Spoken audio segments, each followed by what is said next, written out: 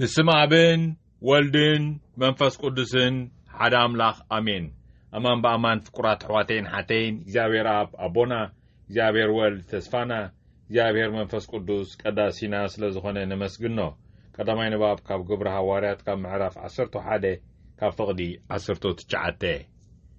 اتوم أمنتي أبان صوكيا كريستيان كمستسميو اتوم بسر تي أب استيفانوس زبسحي مكراز تبتنو جنا كساب فينقياسن قبروسن أنصوكيان كدو نتقال كأن يهود انت زي كوينو نحدقوا أي نغرون نبرو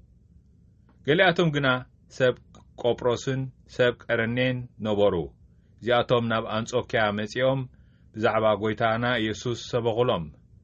نتم غريخاويان كي ترفون نغروهم حيلي እግዚአብሔር ከአምሳታቶም ነበረት ብዙሓት ዝቁጽሮም ሰብ ድማ ኣሚኖም ናብ ጎይታ ተመልሱ እዚ ወረአ እዚ ኣብታ ኣብ ኢየሩሳሌም ዘላ ቤተክርስትያን ተሰምዐ ነባርናባስ ድማ ናብ አንጾኪያ ለኣኽዎ ንሱ ምስ መጸ ጸጋ ኣምላኽ ርእዩ ተሓጐሰ ብምሉእ ልቦም ብጎይታ ጸኒዖም ክነብሩ ድማ መኸሮም ምክንያቱ ንሱ መንፈስ ቅዱስን እምነትን ዝመልኦ ሕያዋይ ሰብኣይ ነበረ ብዙ ሕዝቢ ድማ ናብ ጎይታ ተመልሰ በርናባስ ካብኡ ወፂኡ ንሳውል ኪደልዮ ናብ ጤርሰስ ከደ ምስ ረኸቦ ናብ አንጾኪያ ኣምጽኦ ኣብታ ቤተክርስትያን ከዓ ዓመት ሙሉእ ብሕብረት ነበሩ ንብዙሓት ህዝቢ እውን መሃሩ እቶም ደቂ መዛሙርቲ ድማ ንፈለማ ግዜ ኣብ አንጾኪያ ክርስቲያን ተባሂሎም ተሰሚዩ በተን መዓልታትያተን ነቢያት ካብ ኢየሩሳሌም ናብ አንጾኪያ ወረዱ ሓደ ካብኣቶም ከዓ ኣጋቦስ ዝስሙ ተንስዩ ኣብ ኩላ ዓለም ብርቱዕ ጢሜት ከም ዝኸውን ብመንፈስ ቅዱስ ተዛረበ እዚ ብዘበን ቄሳርያስ ቀላውዲዮስ ኮነ ስለዚ እቶም ደቂ መዛሙርቲ ነፍሲ ወከፍ ከከም ዓቕሙ ነቶም ኣብ ይሁዳ ዘለዉ ኣሕዋት ረድኤት ክሰድሎም መደቡ ነቲ ዝተዋፅአ ገንዘብ ድማ ብኢድ ባርናባስን ሳውልን ገይሮም ናብቶም መራሕቲ ቤተክርስትያን ሰደድዎ ካብ መዝሙር 87 ዕብየት ኢየሩሳሌምን ተስፋ ኣሕዛብን እግዚአብሔር ንኸተማው ኣብቲ ቅዱስ እምባ ሰረታ እግዚአብሔር ካብ ኩሉ ምድሪ እስራኤል ንኢየሩሳሌም የፍቅር እቲ ከተማ ኣምላኽ እቲ እግዚአብሔር ብዛዕባ ዝብሎ ዘደንቕ ነገር ስምዒ ግብፅን ባቢሎንን ካብተን ዝእዘዛኒ ሃገራት እየን ንህዝቢ ፍልስጤምን ጢሮስን ኢትዮጵያን ከዓ ምስቶም ኣብ ኢየሩሳሌም ዝነብሩ ክጽብጽቦም እየ ብዛዕባ እምባ ጽዮን ድማ ኩሎም ኣሕዛብ ኣብኣ ስለ ዝተወልዱ ኣዴና ጽዮን ኢሎም ክጽውዕዋ እዮም እቲ ልዑሉን ባዕሉ ኸጽንዓ እዩ እግዚአብሔር ንኣሕዛብ ክጽሕፎም ከሎ ንነፍሲ ወከፎም እዚ ሰብ እዚ ኣብ ጽዮን ተወሊዱ ኢሉ ክጽሕፍ እዩ ብሓጎስ እናዘመሩ ኩሉ በረኸት ካብ ጽዮን እዩ ዝፍልፍል ክብሉ እዮም ናይ ሎሚ ወንጌል ካብ ወንጌል ዮሐንስ ካብ ምዕራፍ 10 ካብ ፍቕዲ 22 በዓል ምሕዳስ ህንፃ ቤተ መቕደስ ሽዑ ኣብ ኢየሩሳሌም እቲ ዝተሓደሰ ቤተ መቕደስ ዝተመረቐሉ በዓል በጽሐ ግዚኡ ከዓ ክረምቲ ነበረ ኢየሱስ ድማ ኣብ ቤተ መቕደስ ኣብ ገበላ ሰሎሞን ይመላለስ ነበረ ሽዑ ኣይሁድ ኣኽበብዎ እሞ ክሳዕ መዓዝ ኢኻ ሰንፈላለ ትገብረና ንስኻ ክርስቶስ እንተ ደኣ ኮንካ ኣጊድካ ንገረና በልዎ ኢየሱስ ከዓ ነጊረኩም ኣያመንኩምን ንዓይ ዝምስክረለይ እዚ ብስም ኣቦይ ዝገብሮ ዘለኹ ግብርታት እዩ ንስኻትኩም ግና ከምቲ ዝበልኩኹም ካብተን ኣባጊዐይ ስለ ዘይኮንኩም ኣይተኣምኑን ኢኹም እተን ኣባጊዐይ ግና ድምፀይ ይሰምዓ እየን ኣነ ከዓ እልል እየን ንሳተን እውን ይስዕባኒ እየን ኣነ ከዓ ናይ ዘለዓለም ህይወት እህበን ንዘላለም ድማ ኣይጠፍኣን እየን ካብ ኢደይ እውን ዝምንዝዐን ሓደ እኳ የልቦን እቲ ናታተን ዝሃበኒ ኣቦይ ካብ ኩሉ ይዓቢ እዩ ካብ ኢድ ኣቦይ ዝምንዝዐን ዝኽእል ከዓ ሓደ እኳ የልቦን ኣነን ኣቦን ሓደ ኢና እናበለ መለሰሎም እዚ ብስራት ወንጌል ጎይታና እዩ ብሓቂ ፍቁራት ኣሕዋተይን ሓተይ ናብዚ ብሩኽ እዋን ትንሣኤ ካብ ፋሲካ ክሳዕ ጰራቅሊጦስ ወቕቲ ትንሣኤ ንዑ ንሪኦ ኣሎና ንና ንርኢ ኣለና ነቲ ጓሳ ሕያዋይ ጓሳ ኢየሱስ ክርስቶስ ንሪኦ ኣለና ህያው ኮይና ንኽነብር ምስቲ ህያው ክርስቶሳውያን ተቀዳማይ ንባብ ብዛዕባ ክርስቶሳውያን ተባሃልናሉ ክርስቲያን ዝተባሃልናሉ ብዛዕባኡ ይዛረብ ናብ ወዳሕራይ ክመጽእ ንሱም በኣርከስ ድምፀይ ይሰምዓየን እተን ኣባጊዐይ ግና ድምፀይ ይሰምዓየን ኣነ ኸዓ እለልየን ንሳተን እውን ይስዕባኒ ብሓቂ ፍቁራት ኣሕዋተይን ሓተይን ብፍላይቶም ኣብ መገዲ ናይ 9 መዓልቲ ጾም 40 ፋሲካን ክሳብ ጰራቅሊጦስ ዘለኹም ፕሮግራም ይስዕባኒ ሰዓበኒ መገድን ሓቅን ህይወትን ይብል ናይ ነፍሲ ወከፍ ክርስቶሳዊ ካቶሊካዊ ተመክሮን ኣስተማቕሮን ክኸውን ዘለዎ እቲ ምስዓብ እዩ ሰዓበኒ من ኢየሱስ ክርስቶስ ነቲ ህያው ክርስቶስ ክንስዕቦ ብቤተ ክርስቲያንና ምስ ቤተ ክርስቲያንና ኮይና ክንስዕቦ ኣብ ንባብ ቅዱስ መጽሓፍ መዓልታዊ ዝተሰርዓልና ኣሎ ንባብ ከምዚ ጅነንብበልኩም ዘሎና ቃል ህይወት እዩ ንሱ ናተመገብና ንስዕቦ ብሓደ ኮይና ሓደ ንባብ ነንብብ ናይቲ ህያው ቃል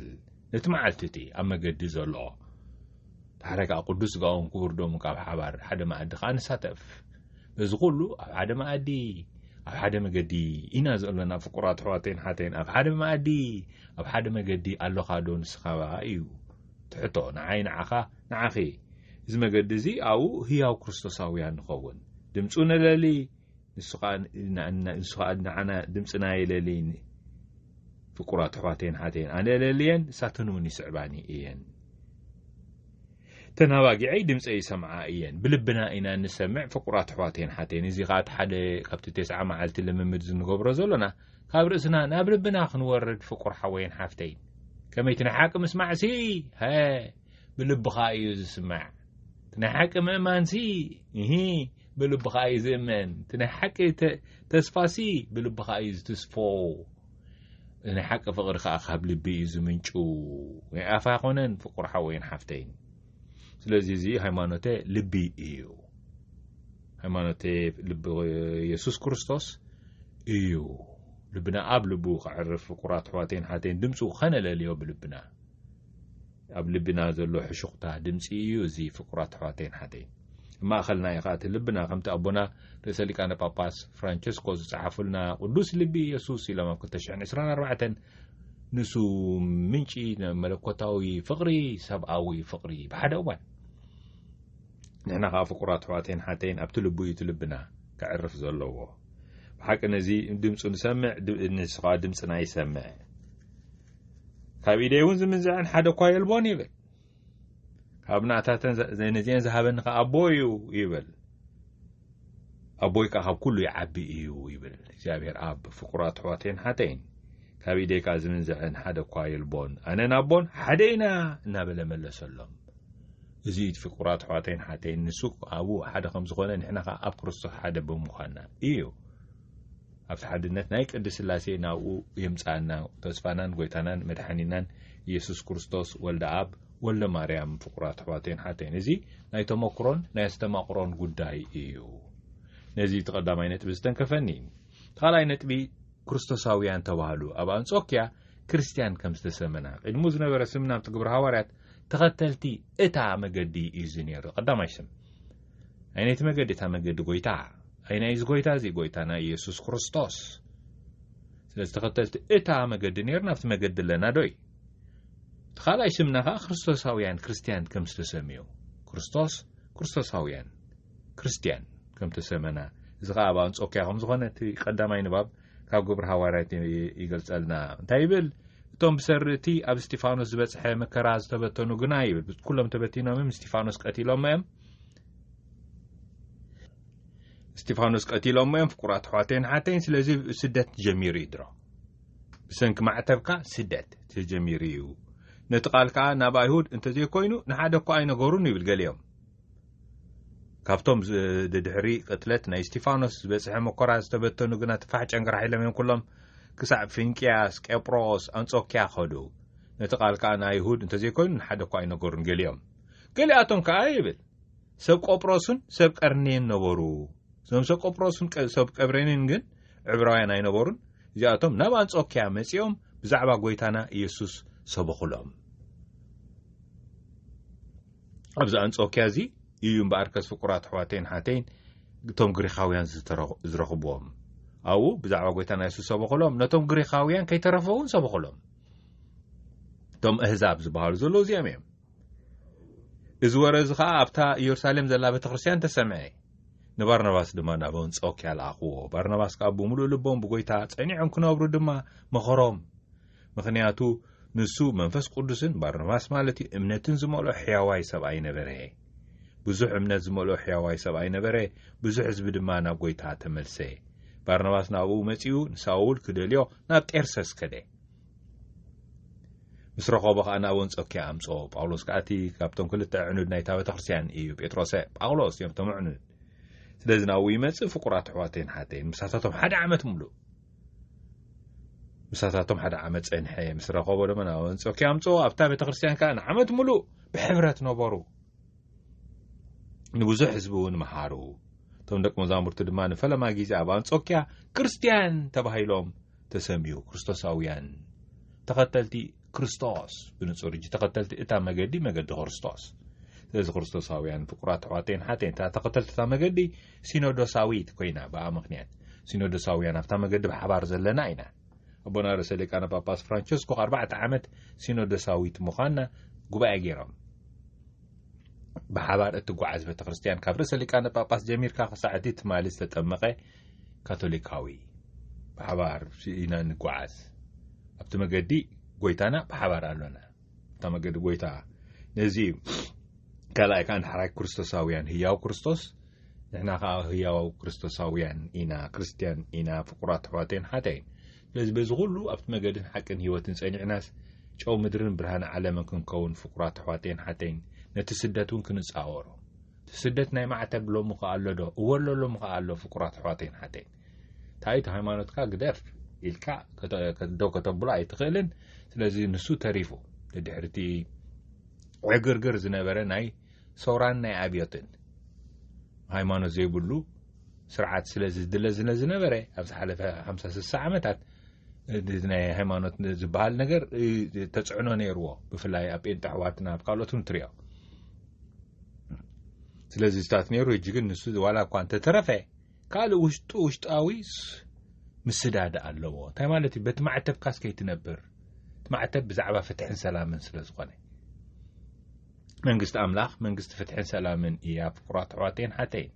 ሰላም ኣብ ሕብረተሰብ ሰላም ኣብ ምድሪ ኢሎም ጽሒፎምና ኣቦና ርእሰ ሊቃነ ጳጳሳት ዮሐንስ መበል 23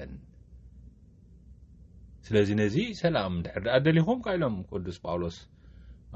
ርእሰ ሊቃነ ጳጳስ ጳውሎስ ሻድሻይ ንፍትሒ ውፈሩ ኣቦና ቅዱስ ዮሐንስ ጳውሎስ ካልኣይ ካብ ፍትሒ ኣብ ዘለዎ እዩ ሰላም ዘሎ ናይ ማሕበረሰብ ሰላም ናይ ስድራ ቤት ሰላም ናይ ሃገር ሰላም